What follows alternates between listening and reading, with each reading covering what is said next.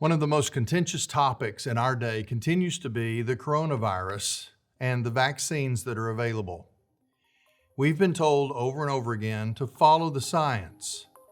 So let's do this one more time and see if we can follow the science.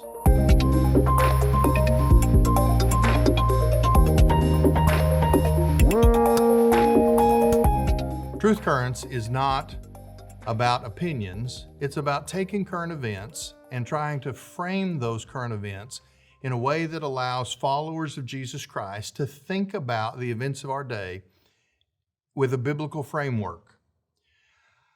I am neither a conspiracy theorist who invents information to try and fill in the gaps of knowledge that I don't have, nor am I a lemming who just follows whatever I'm told to do. This whole coronavirus episode over the last 18 months has been difficult to provide leadership for God's people because good information is so hard to come by. Everybody seems to have an agenda. I've been lied to over and over again in clearly definable ways. So I decided that we would do one more Truth Currents and that I would try and use the help of scientists and doctors in my own sphere of influence, and I would use the best, most acceptable scientific sources to try and come up with information that we need to have to consider what's best for each one of us when it comes to our response to the coronavirus and the vaccines. What I'm going to tell you will feel a little disjointed because I'm not here to make an organized presentation. I'm not promoting a particular viewpoint.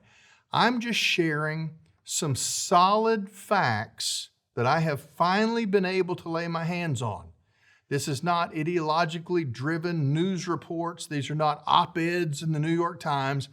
I've gone to the Center for Disease Control, the CDC, not always a trustworthy source because they've often changed their information without any retraction of previous information that they've contradicted. But we're going to use that because that tends to be accepted. I've gone to the World Health Organization to draw from their website. I've used information from Mayo Clinic and Johns Hopkins, two of the most respected medical sites in America. I've drawn information from the Journal of the American Medical Association, the Journal of the AMA, and I've also drawn information from the New England Journal of Medicine, two of the most respected medical professional publications in America. I've also done research in U.S. patents.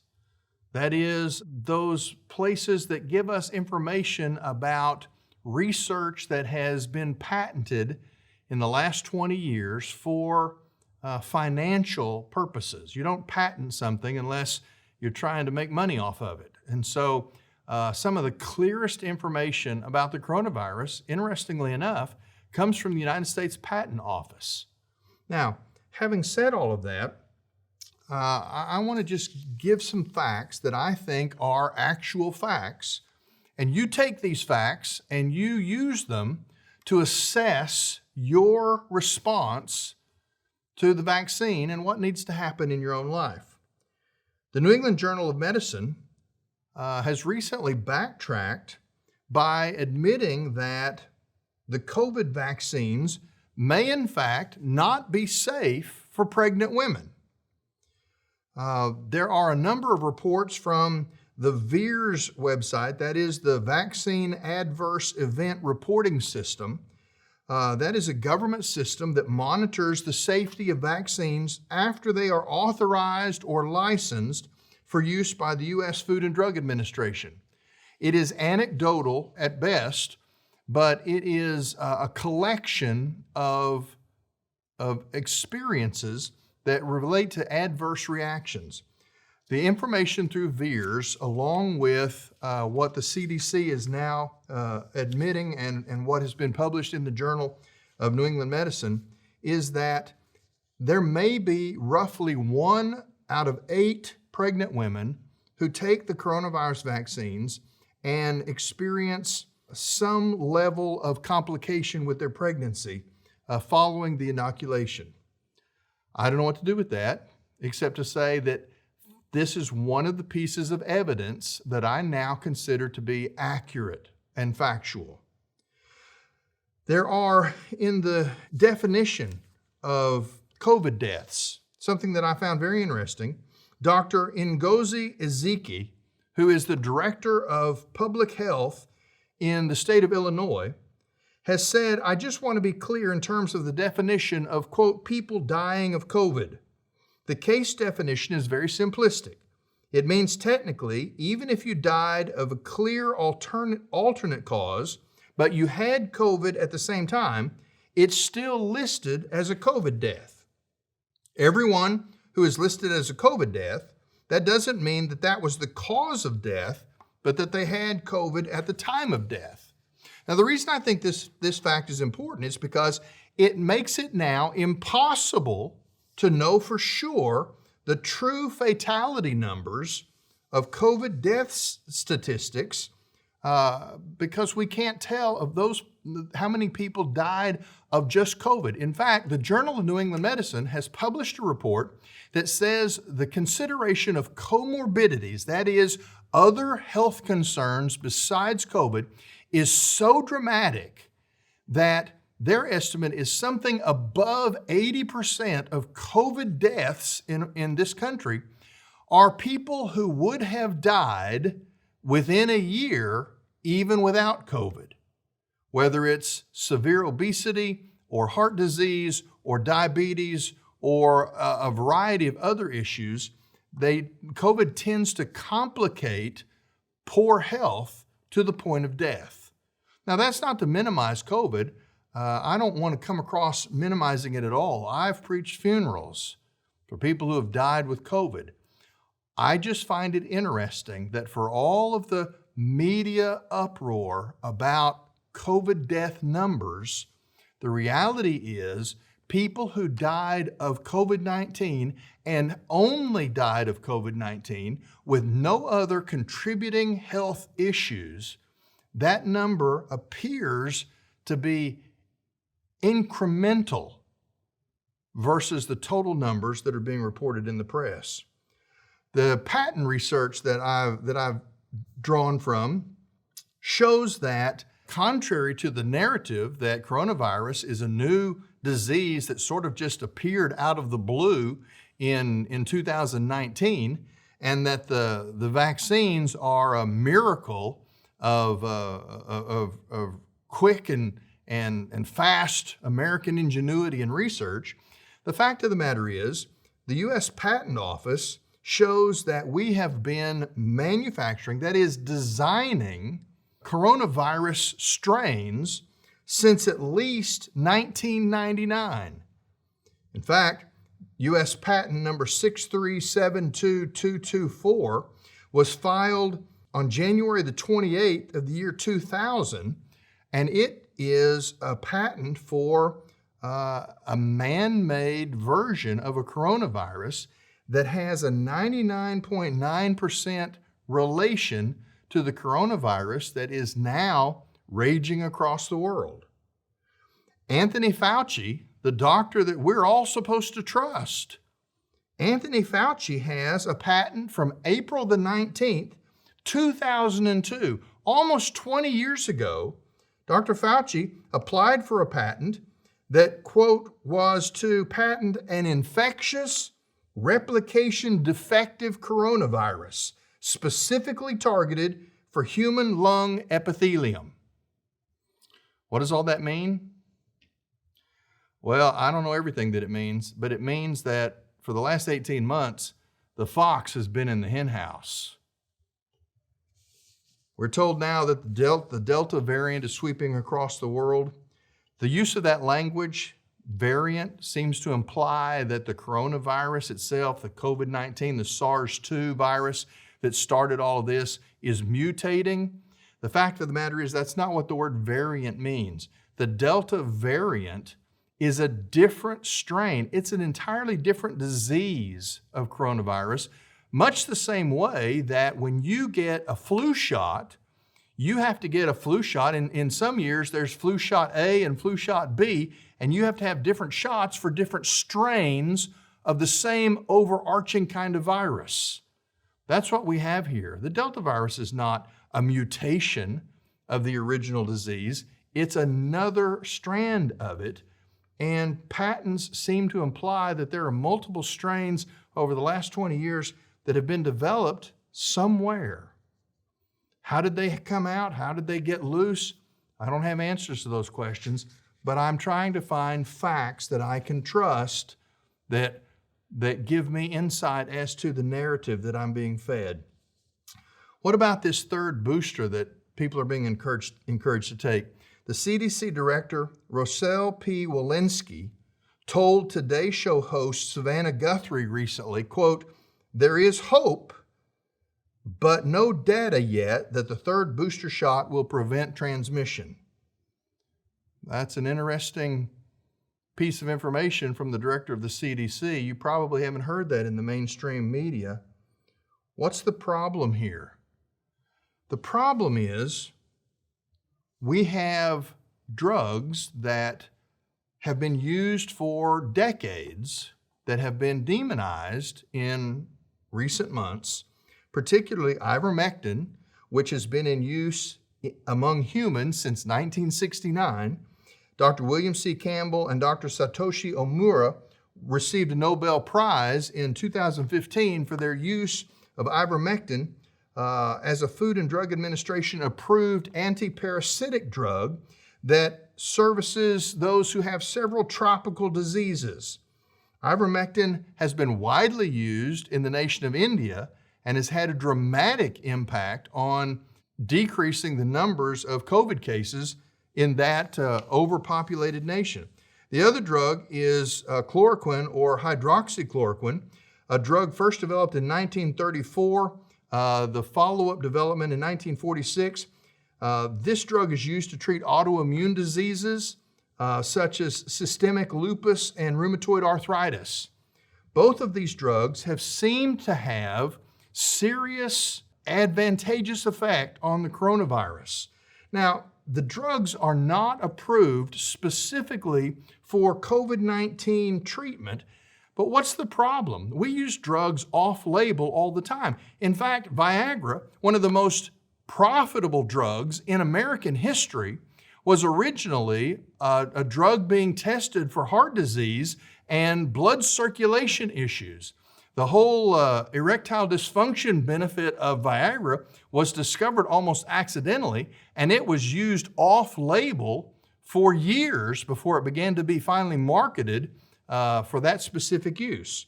We've used medicines off-label for years when we've discovered anecdotally that it has a positive effect.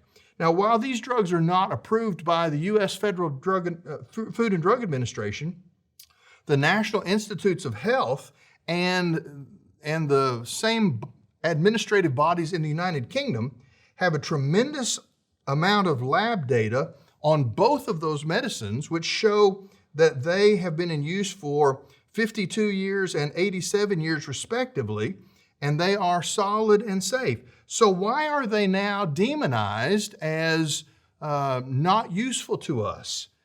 I don't know, but it's interesting. Well, if you go to these same sources, and by the way, when you see the sources listed at the end of this video, this is one of the most important lists of additional resources that I've ever made available to you. These are not op-eds, as I mentioned. These are sources with documented information that you can use to research everything that I've said here. One of the things that we're finding out is that the president's new mandate that he wants to implement, forcing vaccinations for all federal workers, for all companies that have federal contracts, as well as for all companies with 100 employees or more. There may be some exceptions that you didn't know about. Did you know that his executive orders demanding those vaccinations for American citizens, that in those orders, members of Congress and their staff are exempted from the vaccine mandate? Did you know that all visitors from around the world that are connected to the United Nations, both presidents, prime ministers, and diplomats and their staffs, are not only exempted from vaccination, but they don't have to endure any health checks at all? Do you know that the CEO of Pfizer had a trip to Israel canceled because he himself was not fully vaccinated? I don't know what that means, but I want to know, if vaccination is the key to the end of the pandemic, then why are the politicians and the executives not required to get it? Johns Hopkins University tells us that the chances of dying from COVID-19, if you are under the age of 19, your odds of dying are 1 in 37,036 cases. Now that escalates until you're much higher risk above the age of 70. Above the age of 70, you have a 1 in 41 chance of dying from coronavirus. Even at the age of 70, there is a 97% survival rate. Again, I'm not minimizing the damage done by this disease. People have died. But folks, the question we have to ask is, people die every year of all kinds of diseases. Why is this one in particular treated the way that it is by those who are in power? The CDC does not consider that you're vaccinated until a full 14 days after you've taken your final vaccination shot. So that skews the numbers of events for those who have reacted to the vaccine, because death related to vaccination is not reported if it happens within 14 days of the shot. Within 14 days, if someone dies after taking the shot from some sort of adverse reaction, they are recorded as an unvaccinated person. The statistics tell us that, unlike what we hear in the news, it is not only unvaccinated people who are experiencing an outbreak of the Delta variant version of the coronavirus. Why would that information be fudged? Well, I don't know, but I heard my president tell me this is not about freedom or personal choice, speaking about forced vaccination. He said it's about protecting yourself and those around you. And then he went on to say this: we've been patient, but our patience is wearing thin. Whose patience is wearing thin? When in American history have we ever attempted any medical procedure where one size fits all? Why are doctors being limited now in what they can even share with the patients that they've taken a Hippocratic Oath to protect and to heal? Follow the science, that's what we're told. Well, all I can tell you is from the science that I have followed, I don't think all the science, first of all, has been found. I don't think we know everything that we need to know, and I don't think all scientists agree on the interpretation of the data. We're told that we can't take ivermectin or hydroxychloroquine because we don't have sufficient clinical trials to prove their usefulness. Well, guess what? We don't have sufficient clinical trials on any of the vaccines either. In fact, the clinical trials are at least 2023 before the final results are even expected. And yet we're being told you can't even choose. At the potential loss of your job, you can't even choose what's best for you. Let me read you these verses. The book of Nehemiah. Nehemiah was one of the leaders who led God's people out of Babylonian captivity to return to the Promised Land. And his challenge was to build the wall around the city of Jerusalem. Now, there were a lot of people around Jerusalem that had a different agenda and didn't want that to happen. And so they tried to cause problems so that Jeremiah's actions couldn't be successful. Here's interesting verses in the book of Nehemiah. It says, it is reported, this was a letter that was sent to him from some of the opponents. They said, it is reported among the nations, and Gashmu says that you and the Jews intend to rebel. For that reason, you are rebuilding the wall, and you're to be their king, according to these reports. You have also appointed prophets to proclaim in Jerusalem concerning you, a king is in Judah. And now it will be reported to the king according to these reports. So come now, let's consult together. Nehemiah responds, then I sent a message to him saying, nothing like these things that you are saying has been done, but you are inventing them in your own mind. For all of them were trying to frighten us, thinking they will become discouraged with the work and it will not be done. But now, O God, strengthen my hands. You see, in the Old Testament, there was a conspiracy of those who had a hidden agenda, and they wanted to stop what Nehemiah was accomplishing. And he recognized, he maybe didn't understand the full agenda, but he recognized that they were actually making up things in order to subvert the work that he was trying to do. He recognized it, and this was his prayer. But now, O God, strengthen my hands. Listen, I don't want to try and fill in gaps of information that I don't have access to the answers for. I'm not going to suggest wild-haired ideas about why this happens or why that happens, but I'll tell you this. What I do know to be factual is contradictory enough to the mainstream media narrative and to what politicians are promoting.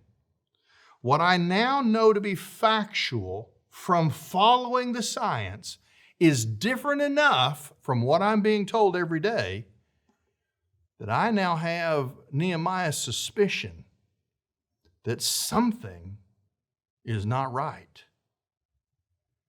I don't know what it is. I don't have secret access in the halls of power. I don't know what happens in smoke-filled rooms as people put their heads together to gain power or to make money or whatever else their motives might be. All I know is this. We live in a moment in human history when this has to be our prayer. Oh God, I don't know what they're up to, but strengthen my hands for the work that you've called me to as one of your people. Until we know more, we know this at least.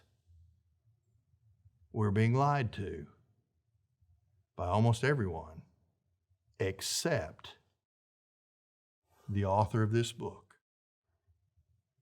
Find your way into the presence of God and rest on truth. Oh God, strengthen our hands for the task in front of us. This is Truth Currents.